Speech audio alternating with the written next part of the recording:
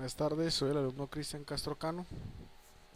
Para Finanzas Internacionales hablaremos del contexto histórico y normativo. En primera medida, el sistema monetario internacional es un régimen monetario internacional que regula el intercambio comercial, bienes y servicios, deuda, inversiones especulativas y productivas entre las naciones. Su objetivo principal son las de corregir los posibles desequilibrios en balance de pagos en los países, garantizar la liquidez del sistema y acordar regímenes de tipo cambiario. Esto conlleva a que se maneje unas políticas cambiarias y monetarias a nivel internacional, manejando los estándares y regulados bajo una misma organización. Pero no siempre fue así. El patrón de oro prevaleció desde 1870 a 1913, donde el oro era cambiado directamente por la moneda de cada uno de los países, y cada uno de los países tenía su representación de ese dinero en oro. Se tenían dos representativas, el dólar y la libra esterlina, donde la libra esterlina se fijó a 4.24 libras esterlinas por onza de oro. Posteriormente llega el periodo entre guerras. Aquí vemos que hasta 1913 el patrón de oro fue el primordial. De guerras de 1913 a 1918 surgió la Primera Guerra Mundial. En ese momento todos los países se enfocaron y organizaron para la economía de la guerra, teniendo en cuenta que fue la primera guerra industrializada a gran escala. Se desbordó por completo los conceptos que se mantenían hasta ese momento de producción en masa, y todo el gobierno, los gobiernos aliados y del eje, enfocaron todo su esfuerzo a la creación de armamento bélico.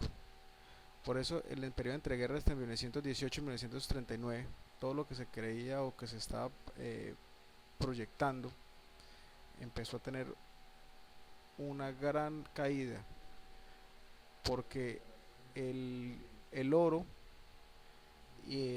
no, las bandas cambiarias no tuvo el mismo movimiento entre las mismas divisas. En ese momento los países llevaron a dar una política donde el oro no fuera el imperante o no fuera el soporte de la moneda de cada uno de los países. Eso llevó a que todos esperaban un crecimiento económico superior a lo que realmente sucedió. Eso llevó a unas burbujas de superproducción que no se cumplieron las expectativas, donde hubo una mala inversión, donde hubo una poca regulación del Estado, y llevó a la crisis económica mundial de 1929. En ese orden de ideas, posterior a la guerra, se crea el acuerdo de Bretton Woods. En ese acuerdo de Bretton Woods se reunieron todos los países para crear o formalizar un tipo cambiario con relación al oro, pero sin necesidad de hacerlos convertiblemente en oro. En ese momento el dólar permaneció convertible al oro de una tasa del 35 dólares por onza, y fue la única moneda que mantuvo esa conversión por el oro. Ahí se creó el Fondo Monetario Internacional y el Banco Mundial. Asimismo, se crearon unas políticas que tenían que llevar cada uno de los países para ser parte o para poder aspirar a préstamos o inversiones del Fondo Monetario Internacional o del Banco Mundial. Posteriormente, en la época de los 70, la caída de Bretton Woods y la aparición de regímenes flotantes conllevó a en la década de los 70 aproximadamente, donde la guerra de los 6 días llevó a que los países, a que la OPEP creara la crisis del petróleo, y el dólar empezó a tener unas caídas muy fuertes. Decidió suspender compras de oro. Estados Unidos decidió suspender compras de oro, y teniendo en cuenta que en Bretton Woods el la única moneda que quedó con soporte de oro era el dólar, y que Estados Unidos tuviera que suspender las compras de oro por la crisis del petróleo, pues llevó a una desestabilidad mundial, lo que obligaba a todos los países a generar una nueva forma.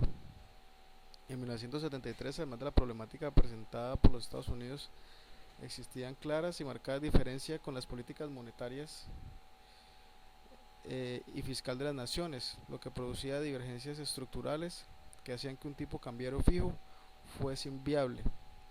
Se llegó al punto de que en marzo de 1973 se tuvo que cerrar el mercado cambiario por continuos ataques de especuladores contra el dólar. A partir de allí, las fluctuaciones en los tipos de cambio han sido bastante fuertes y consistentes en el tiempo desde Europa, América y Asia. Han experimentado un convulsionado camino en cuanto a las políticas cambiarias y sus disímiles resultados.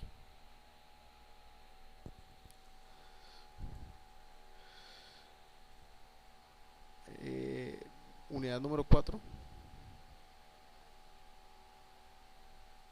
Productos derivados de las divisas. En el mercado de los derivados cambiarios, las compañías multinacionales requieren de productos financieros que le permitan cubrirse los riesgos asociados con las fluctuaciones del cambio.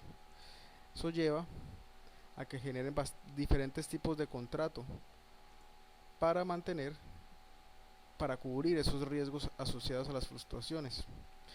Unos de los tipos de contratos son los contratos forward, donde se definen como un acuerdo entre una empresa y el banco comercial, donde ambas partes se comprometen a comprar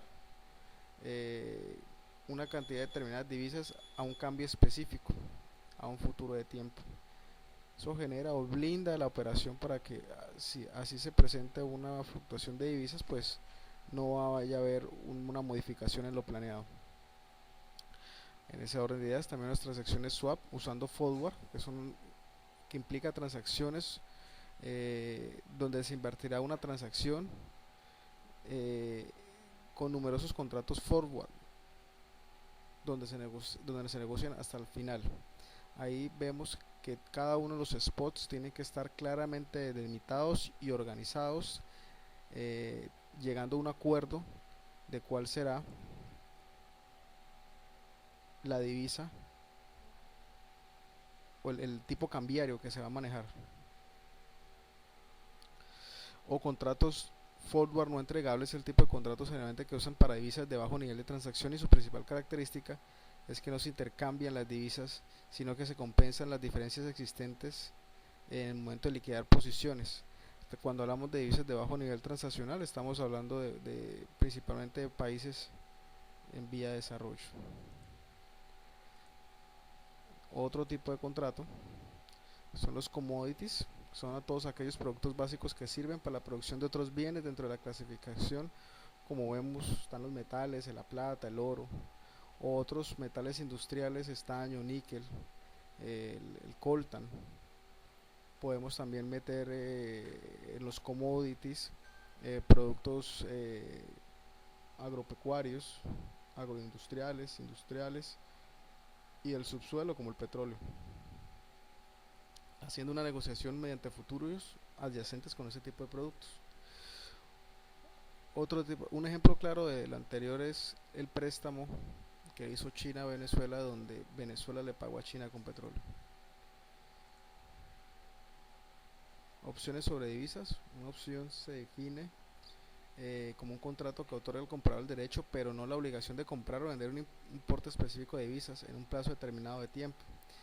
Tenemos las opciones de compra, donde el precio de la opción, es decir, el precio que se encuentra por debajo del tipo de spot actual, y el propietario está o no está interesado en ejecutarla. Obviamente debe estar interesado, dado que puede comprar las divisas a un precio más barato y venderlas en el mercado obteniendo una utilidad.